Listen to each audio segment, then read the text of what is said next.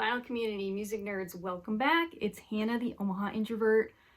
Welcome to my soon-to-be abandoned music room. Lovely, isn't it? I'm just smiling through this whole process. You'll notice my vinyl shelves are gone, sadly.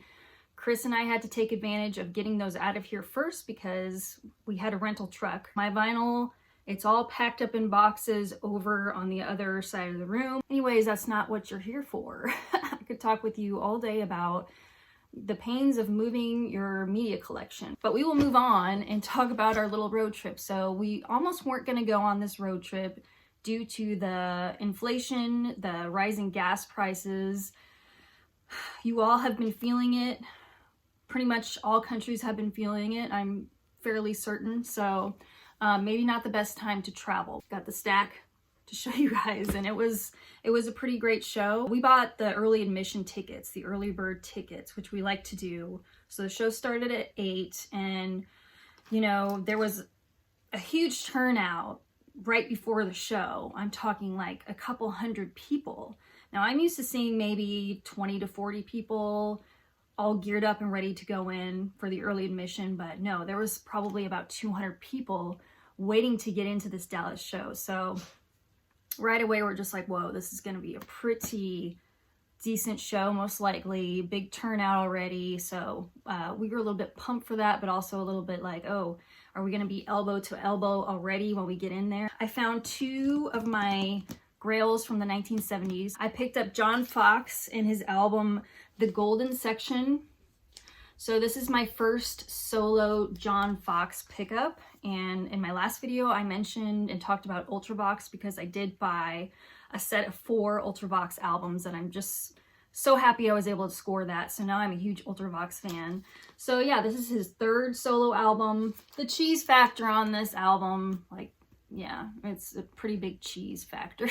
What I was really looking for was Metamatic or The Garden. So his first 2 albums, I did not see them. This was only $5, and I figured, you know, I probably can't go wrong with John Foxx, but this one is a little bit forgettable, I have to admit. Like, for example, there's a song called Running Across Thin Ice with Tigers, and it's kind of like, what, WTF?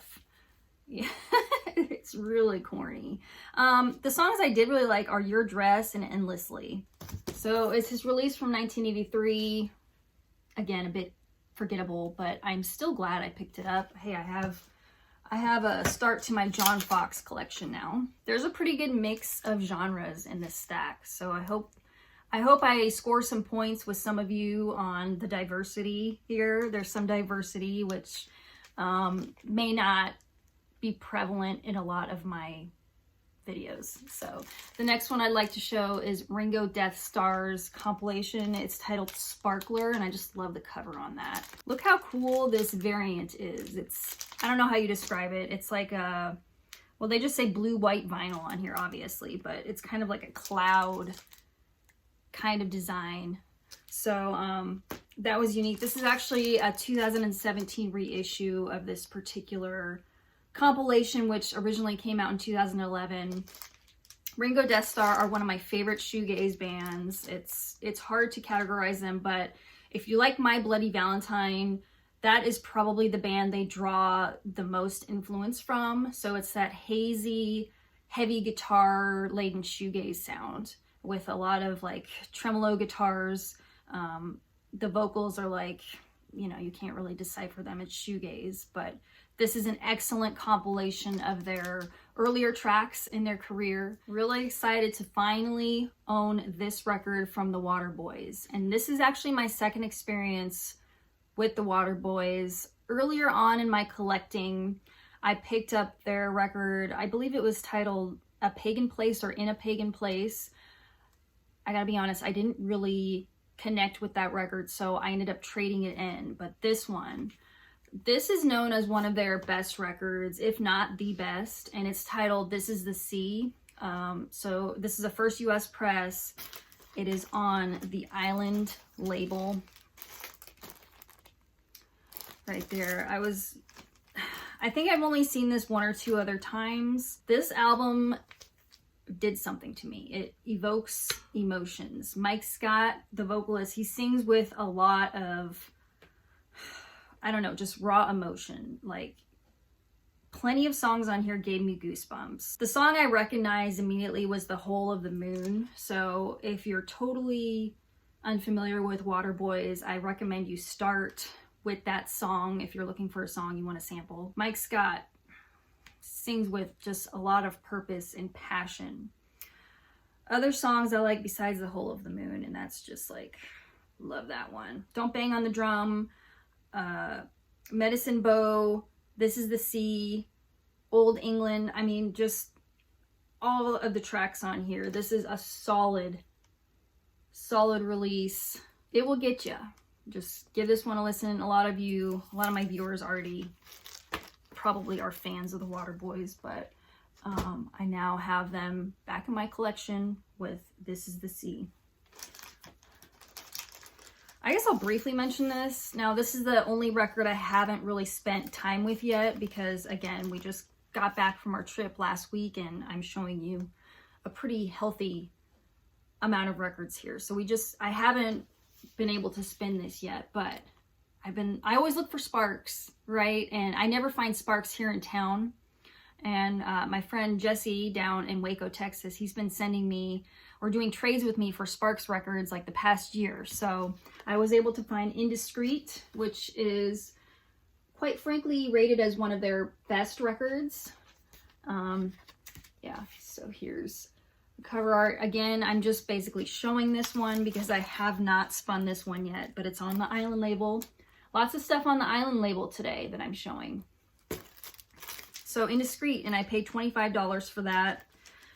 Sparks records are expensive now. They are in high demand, you know, since their documentary came out. All right, let's show this one that I was able to find and get into the collection finally. I have 3 or 4 other Bob Marley LPs in my vinyl collection, and I finally found Kaya. This one was a really good price, and that's why I got it. I'm kind of disappointed in the quality of this particular copy. So I probably end up getting a better copy in the future. But once again, the Island label. And this is perhaps one of Bob Marley's most underrated releases. I kind of feel like it doesn't get enough love. It's so good. If you're having a bad day, put on Bob Marley and your spirits are lifted like automatically. This particular album, the one you'll probably recognize the most is This Love.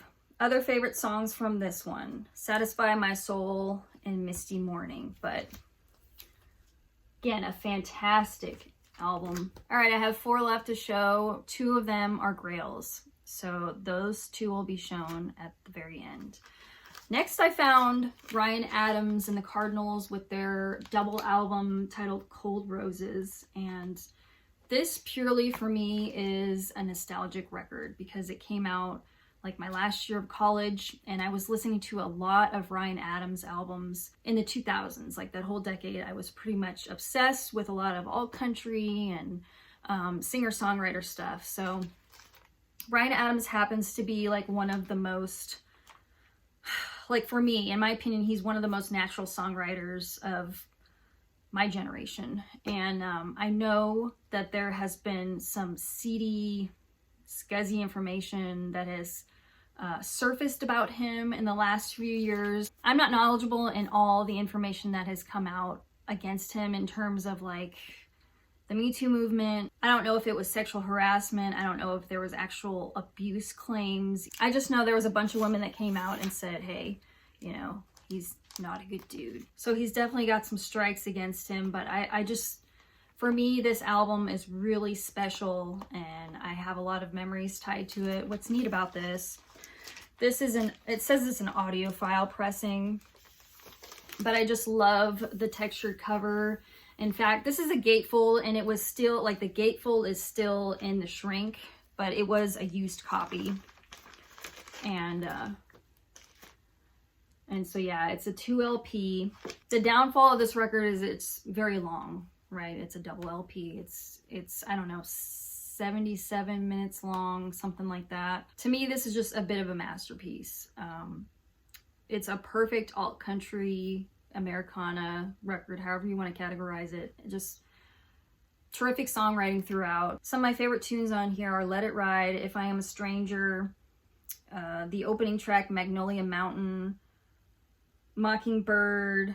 Yep, 2 records of amazing beauty. All right, and next used, I was able to find the Chromatics with their album Kill for Love, or I guess they're just called Chromatics. This is probably their most well-known album, and I paid $15. It's the clear version. It's a double LP, so I feel like I got a pretty good deal. This album is awesome. Again, the only downfall with this is it's very long. This is categorized as synth pop, electronic, indie pop.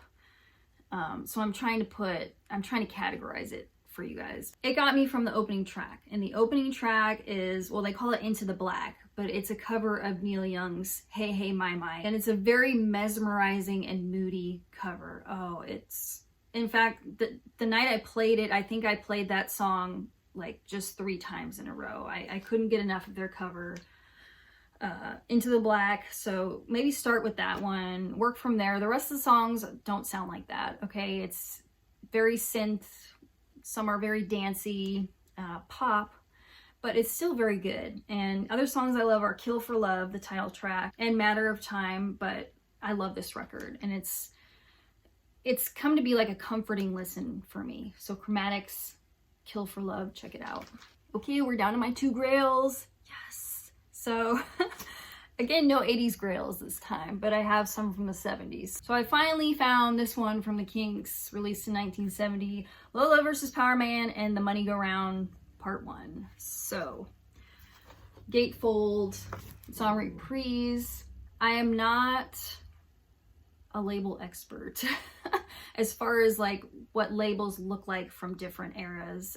That is probably one thing I need to get more educated on, because I thought this was like a first press, and it turns out it's a repress from 1976. It still sounds excellent. I'm really glad I picked it up. So when you're at a record show, you don't necessarily have a lot of time to do your research when you're elbow to elbow looking at records from a vendor, right? I can't sit there on my phone and just like block the way when I'm looking something up. So it's kind of like, if you see something, just, you got to make the decision, are you going to buy it or not? So that's kind of what this was. And I paid like $40 for it. So yeah, as you can see with my ring light there, it's pretty damn good shape. So I'm very, very happy that I picked this one up. In fact, it's one of the last Kinks records I needed in my collection. This was one of the last ones for me. So my Kinks collection is nearly complete. I don't have that Great Lost album yet. I'm still looking for that one, but I'm pretty much well set on what I need from the Kinks. So this one, I mean, the Kinks are one of the best storytelling bands of that era, and actually of all time, for me. I really love Dave's song Strangers on here. That's one of my top favorites. So for those of you who don't know this album, Lola, their song Lola, that's on this. You might be familiar with 8 Man too, but this is a really solid record. And I don't know, I feel like people may leave this one out when they're talking about the Kinks, but this one deserves to be heard. I love Get Back in Line, You've Got to Be Free, or Got to Be Free. It's just, yeah, this is excellent. So this was one of my Grails. Glad to have it now, finally. Okay, and the very last one. Now, I have mixed feelings on the condition of this record. It's one of those cases where it looks freaking near mint, but when you put it on the platter, it doesn't sound near mint. So I definitely paid too much for this. When I went back on Discogs, this is just one of the mistakes I made. Buying records at a record show, you don't have time to thoroughly do your research. But again, I don't see this record on the daily, especially not in Omaha. So Sparks with their album Kimono My House. I believe this was released in 1974. Anyway, this is an original UK press, and I will show you the goodies that are included. So here's the original inner sleeve with the Mail Brothers. Classic. And here is the Island label. This is the UK Island press, or the label with the pink outer ring.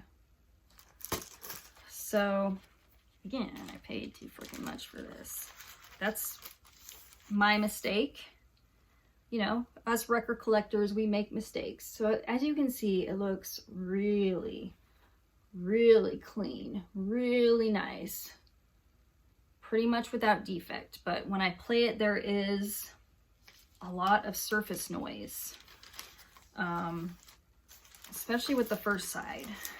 And I cleaned it. I clean all my records before I play them for the first time. So I don't know what happened, but yeah. It's one of those cases where you buy it, it looks near mint, but it doesn't play as such. So that happens to all of us at some point. I'm still really glad to have an original UK press of it, but I did overpay for this one. But I needed this. This is one of their best records. If you're a Sparks fan, this is one of the records you need in your stack, right? This is like essential Sparks. Now, with that being said, Sparks are not for everyone. Not everyone can handle the falsetto of Russell. I will mention that. So they're glam, they're rock, a little bit out there. Comparisons to Queen, I guess, if I had to compare them to another band. Their stuff is catchy, it's repetitive. Check out the songs. Well, the opening song, This Town Ain't Big Enough for the Both of Us. I liked Amateur Hour as well. Here in Heaven, Thank God It's Not Christmas. I mean, you gotta applaud them for their sense of humor. So, yep, that was probably the biggest grail of the show, as I have been looking for Sparks for a while, and Omaha just does not deliver when it comes to Sparks records. So I would say overall I did pretty well at that record show. I probably spent too much on a few of those. In fact, definitely for Kimono My House. Let me know what you guys thought of those finds, those pickups from the Dallas record show. Do you think it was worth going? I really was pleased with the records that I bought. If any of you went to the Dallas record show, let me know in the comments below. Let me know what your favorite records are out of the stack. I am not done talking about our Dallas road trip. In the next video, I am going to be featuring stores that Chris and I attended in both Dallas and Tulsa. Tulsa was one of our stops on the way back home, and Tulsa was awesome. So if you want to see record stores that are in Dallas and Tulsa, that will be my next feature. Thank you guys so much for watching once again. And yeah, I'm assuming my next video will also have this same boring ass background, but you know, the woes of moving. See you later.